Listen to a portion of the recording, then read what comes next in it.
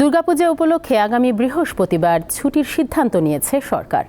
এর ফলে এবার দুর্গাপূজা ও সাপ্তাহিক ছুটি মিলিয়ে টানা 4 দিনের ছুটি হতে যাচ্ছে।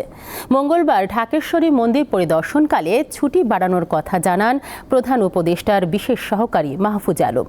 পরে ডিএমপি কমিশনার জানান, পূজা ঘিরে কোনো নিরাপত্তা ঝুঁকি নেই। শারদীয় দুর্গোৎসব উদযাপন ও আয়োজনের সার্বিক পরিস্থিতি দেখতে মঙ্গলবার সকালে রাজধানীর ঢাকেশ্বরী মন্দির পরিদর্শন করেন প্রধান উপদেষ্টার বিশেষ সহকারী মাহফুজ আলম। এ সময় সাংবাদিকদের তিনি জানান, সব সম্প্রদায় যেন নিজ নিজ অনুষ্ঠান নির্বিঘ্নে করতে পারে সে ব্যবস্থা করা হচ্ছে। সংখ্যালঘু সম্প্রদায়ের পক্ষ থেকে নিরাপত্তাহীনতা নিয়ে যেসব অভিযোগ করা হয়েছে সেগুলোর বিষয়ে ব্যবস্থা নেওয়া হবে। সেই সাথে যেসব মন্দির এবং হিন্দুদের ওপর হামলা করা হয়েছে তাদের আর্থিক সহায়তা দেওয়া হবে।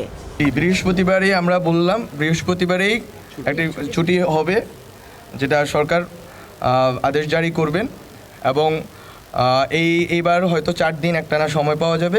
আশা করি এবারের পূজা নির্বিঘ্ন এবং আনন্দময় হবে। পরে ঢাকেশ্বরী মন্দির পরিদর্শন করেন ডিএমপি কমিশনার। পরিদর্শন শেষে তিনি জানান, দুর্গাপূজা ঘিরে নাশকতার কোনো শঙ্কা নেই। এক প্রশ্নের জবাবে তিনি বলেন, পুলিশের মনোবল ফিরতে শুরু করেছে। জুলাই আগস্টে পুলিশ সদস্য নিহতের ঘটনা তদন্তে আইনি প্রক্রিয়া শুরু হয়েছে।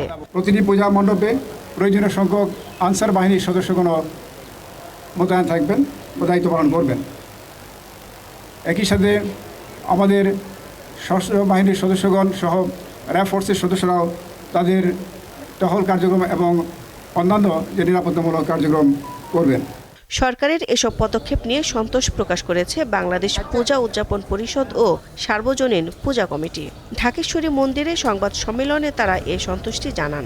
পরিবর্তিত পরিস্থিতির সংখ্যার মধ্যেও সরকার, রাজনৈতিক দল, সেনাবাহিনী, আইনশৃঙ্খলা রক্ষাকারী বাহিনী ও ছাত্র নেতৃবৃন্দের প্রত্যয়ী মনোভাব ও পদক্ষেপ আমাদের পূজার আয়োজনে সাহস যোগাচ্ছে। তারা আশা প্রকাশ করেন, ধর্মীয় ও জাতিগত সংখ্যালঘুদের স্বার্থ ও অস্তিত্ব রক্ষায় 8 দফা দাবি সরকার বাস্তবায়ন করবে। দিলশা দানি, দীপ্ত সংবাদ, Dhaka. Jamuna smart refrigerator, smart লাইফে স্মার্ট রেফ্রিজারেটর।